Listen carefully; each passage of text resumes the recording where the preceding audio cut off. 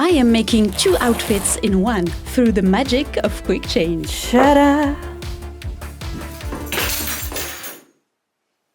Bonjour! I always love a quick change bit, especially if it sparkles. You may have seen my Sailor Moon skit. We literally had to change into 9 different costumes in 2.5 minutes. That was crazy. Let me tell you, making those costumes was a challenge. It took months, but they were very pretty and we won the competition. So not to brag, but this is kind of my area. So of course, when I saw this gag-worthy runway by Violet Chachki from Drag Race Season 7, it has been haunting me ever since. So I think it is time to try and tackle this project because I'm feeling very confident in this outfit. Do you like it? I just made this vest in my previous video. My earrings are French fries and my microphone is literally a croissant. Croissant. So, shall we do it? C'est parti mon kiki! To the sewing room!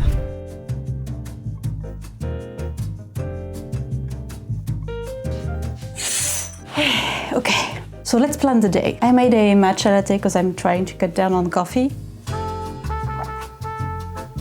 I guess it's healthier. So, this should not be a very complicated project, but it needs to have a very well-crafted sewing pattern, a mock-up, maybe several, just to make sure that the thing works. So let's make a plan. I want to make a jumpsuit that is going to be comfortable to wear. I need to have the top and bottom combined so I can attach the whole length of the thing that goes over it. I think the shoulders need to be reinforced at some point, maybe some strong interfacing or just shoulder pads. It would give us a nice 80s vibe. That would be fun. I need to add some volume on the back so it doesn't give me a wedgie. Is that the correct term? You know, when a jumpsuit is too tight and you sit down and it goes...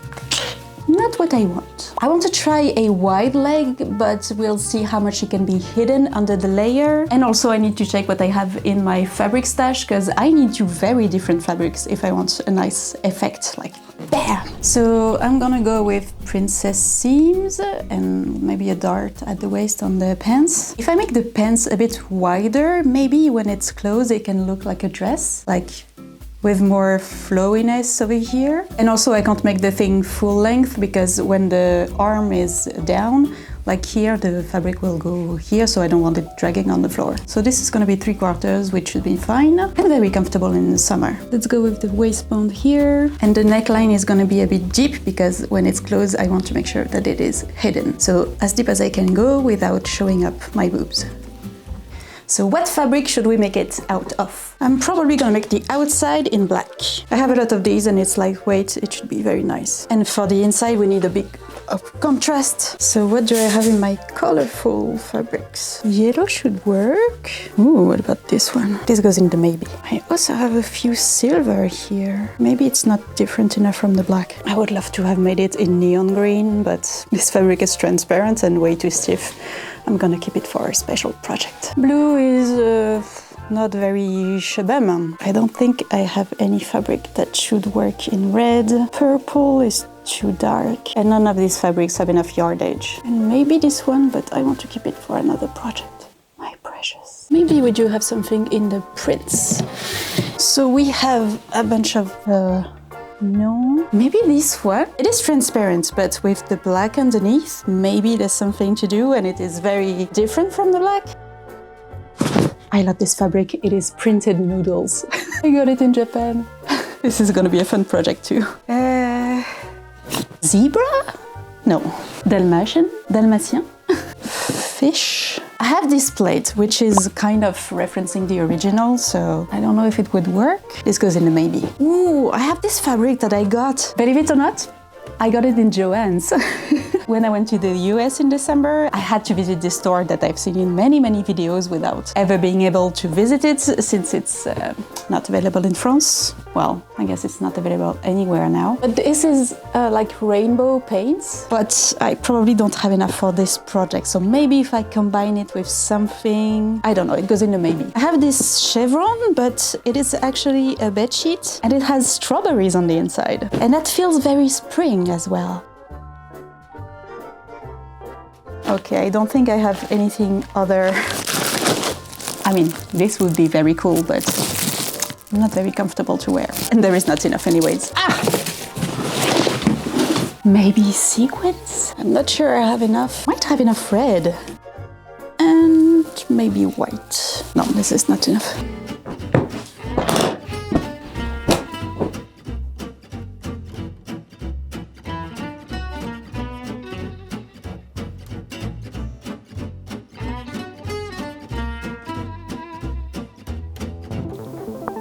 I have seen so many people doing amazing things in crochet, and I'm trying to learn this skill. Look what I made.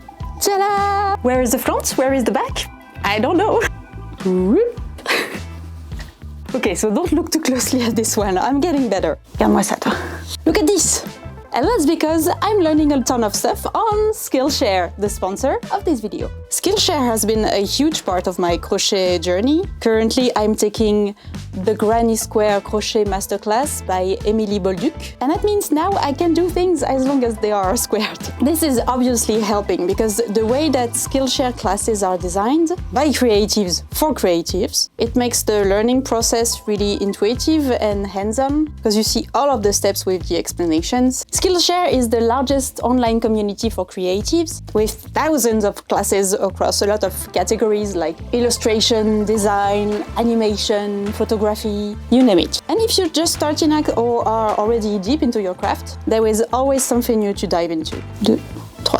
Okay. Plus, it's all on demand, so you can learn at your own pace, one lesson at a time. You even get to share your work and get real feedback from professors or peers. It's not just learning, it is growing your passion. Trying a bunch of different things, practicing all sorts of crafts, that's kind of all I want for you. If you are ready to turn your skill into something even bigger, Skillshare is the perfect place to start. And right now, the first 500 people who try my link in the description will get 1 month's free trial of Skillshare. Get started today! Thank you, Skillshare. I'm finishing this row and back to work. Except for you. You are going to nap all day. Maybe. Yes. Let's do some draping.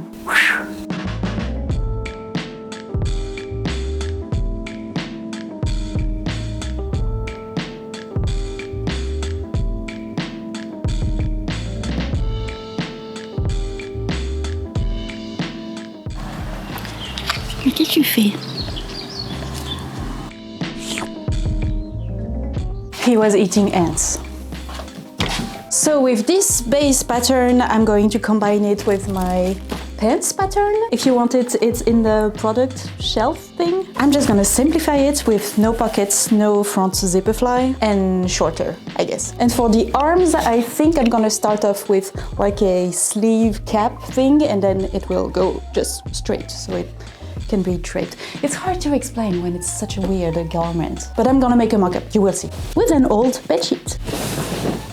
Ooh, this is not gonna be enough. We can shorten the pants right here, yeah, on the fold. Hop. And now we can assemble everything. Okay, so first of all, they really look like shorts. Maybe I can make them even wider, like I can close this dart and open like this part so it would look kind of like a skirt. Here it's not horrible, but there's plenty of mistakes. The pants fits okay on my measurements, but the top is a bit too tight. And also it goes like this. Okay, I don't know if you see it right, but I removed a little bit of fabric here, like I pleated, so the waistband is higher and maybe I could go a bit tighter. Also, I'm gonna make the neckline a bit deeper, and there is some gaping on the back shoulder, so I need to fix that. But I think we are good. I have made one sleeve. So obviously it is too short, but I didn't have enough fabric, but the effect should work. It's sewn in the sleeve hole and in the side seam. Still looks nice. But what if I just make it like a rectangle?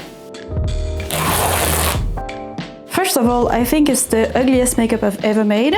But this is just like a rectangle, so if I remove these... Ta-da! It is behaving better, just probably a bit long, but yeah, I think it's the direction to go. So I'm gonna leave you now because it's dark, but I think we have a pattern, and now we can cut the fabric.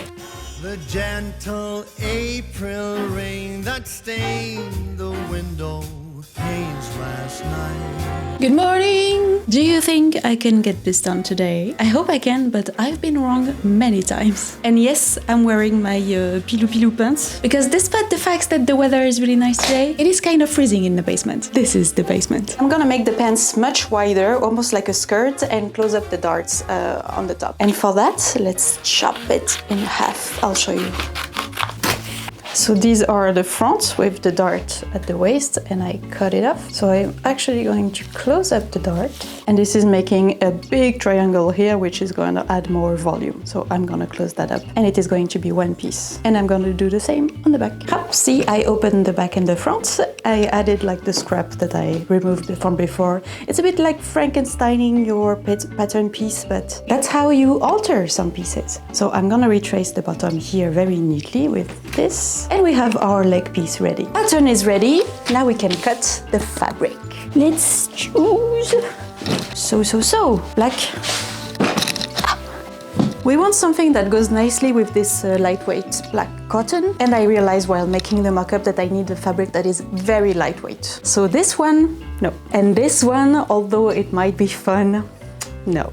This one is going to be a nightmare to sew because it's transparent, so even with the black underneath, I might need 3 layers to hide all the seams and the construction, so nope. This one is really fun, but I don't have enough, so no. This one I like, but the glitter is going everywhere, so it's not very good quality. And this one also is very bad quality. I realized it while making this mock-up. I think like 3 washes is gonna die. So these two, no.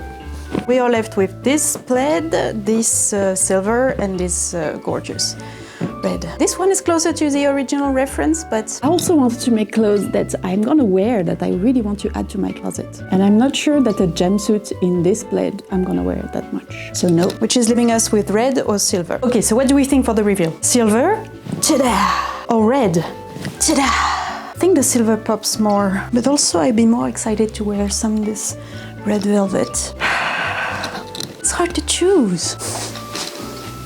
The red is really dark. No, I think I'm gonna keep the velvet for a project that I can pair with many different outfits. Also, velvet is gonna be a pain to sew, so it might not be the smartest choice with this project, which is kind of technically challenging. And the silver is shiny, so it can be like day to night outfit. And it's lighter, so the draping might look better. Okay, folks, we are going silver. A few moments later. I have changed my mind. This fabric is shit.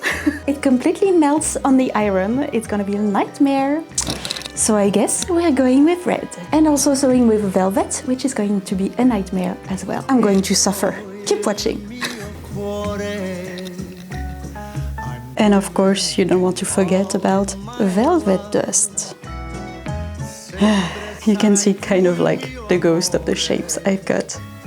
My darling, my angel, my dove, if ever you would leave me, I think I would lay down and die. Oh, so, sewing with velvet. Probably one of the worst fabric to sew. You see how it is made of some very tiny fibers, almost like faux fur, but tiny. Can you see the hair? And that makes all the details in it very, very visible because of how the light reflects on the hair. But the hair is in different directions. For example, on these 2 pieces, the hair is going in the bottom direction. So if you put one piece on the other side, look at that.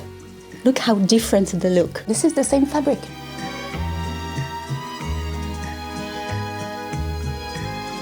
So one thing that you have to be very careful when using velvet is to make sure that you are doing it in the right direction, that all your pieces are cut in the same direction, because otherwise...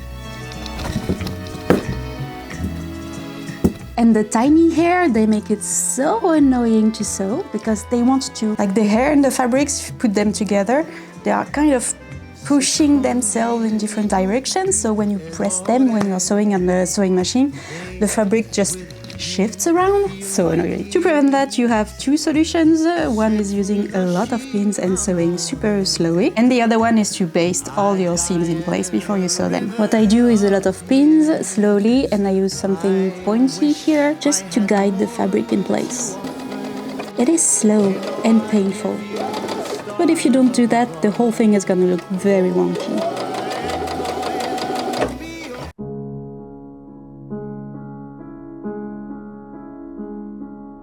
What did I just said? I just cut the pants parts and they are upside down. Do as I say, not as I do. I don't have enough fabric to recut. I'm so dumb. It's not the end of the world, but depending on the light, the top and bottom are really not the same color. I'm so dumb. The lining is cut. Let's assemble that. So I have attached the back and the front of the lining, straight, and we need to iron that flat. But also the whole neckline needs to be strengthened because the fabric goes from straight to bias. It's all curves and this velvet is not very strong. So I'm going to use interfacing tape to make sure that the neckline is not moving around. Clippy, clippy.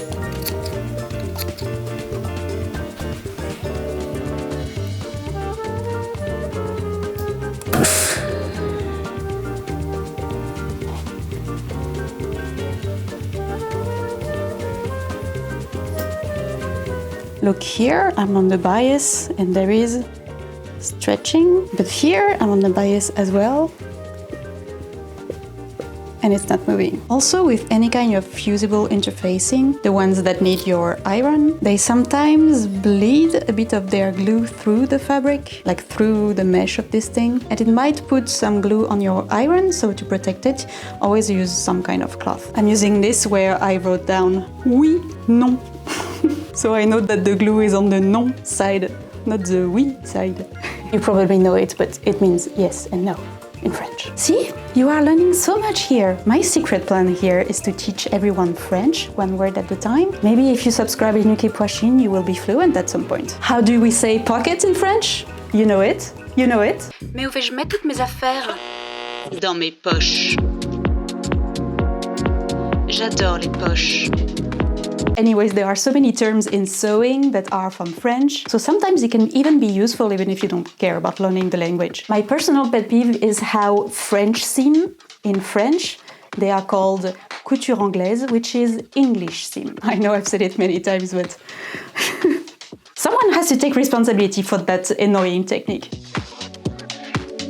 Okay, the lining is prepped. I've also added some interfacing like on the shoulder here, because I'm guessing there's gonna be a lot of pulling, but I'm not sure, so better safe than sorry. Let's attach the front and back at the shoulder with the lining. Oop, all around the neckline. I've resewn this line 3 times. Velvet is the worst. So much trouble just for that. But it's done. Now I can finish this closure and we can start on the interesting part, which is the quick change. Buttons. Here are my button strips. I've backed them with some cotton canvas. So when I make the buttonholes in this, it will have some strength. And this one is 2 layers, so clippy clippy. Hop. One will go over the other, one will have the buttons and the other the buttonholes. It's the end of the day. Did I finish? No. When did I ever finish a project in a day? And yet, I always believe I can. See you tomorrow.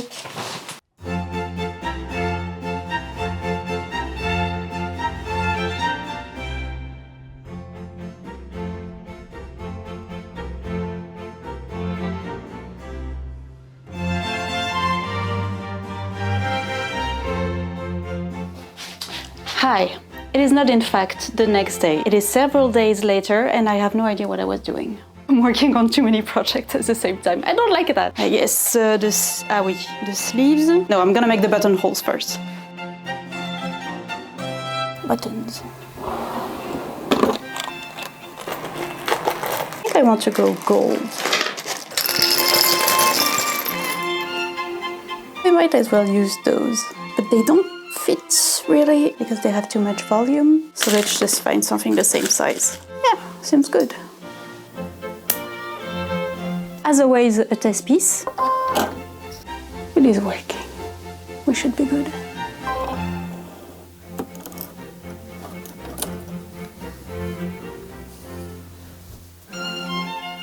Now the last big piece to tackle are the sleeves, which is kind of the most important thing if I want this to work. So on the mock-up, I tried different shapes to make it look nice like this, and it always looks bad when I do that, if I make it straight or if I make a normal sleeve piece. But what if we make the sleeve the same shape as the dress? Like...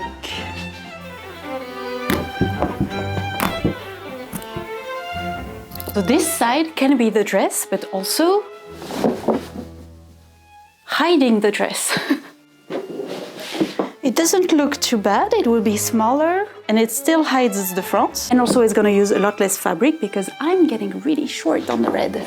This is all I have left. I don't even know if it's going to be enough for this. I'm gonna try anyway.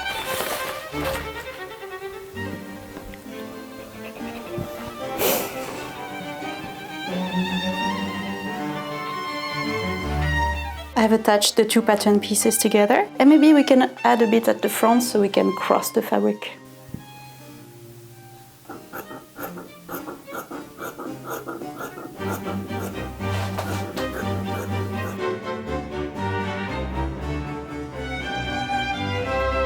I clearly don't have enough of red velvet to finish this.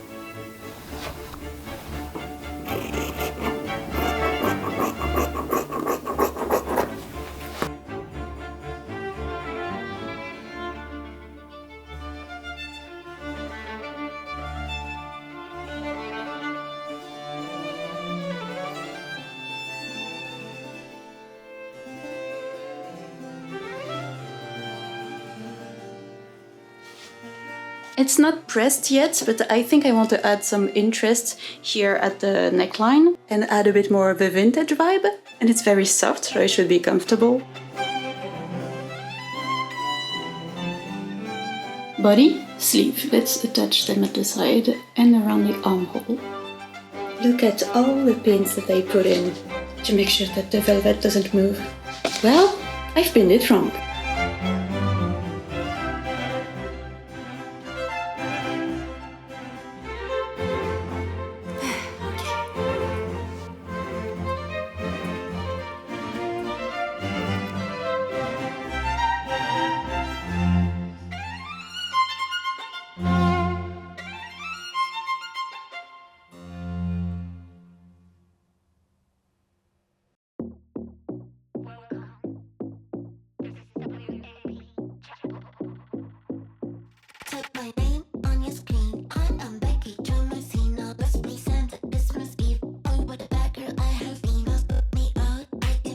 I love the idea, I love that it works, but I don't 100% love the result.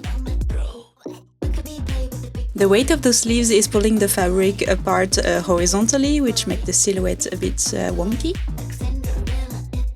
The black fabric is okay, but it's missing a bit of something, maybe more texture or shine.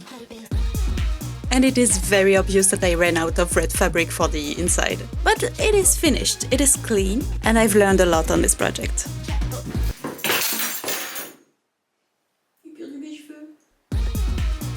I might end up just removing the sleeve part and keeping the jumpsuit.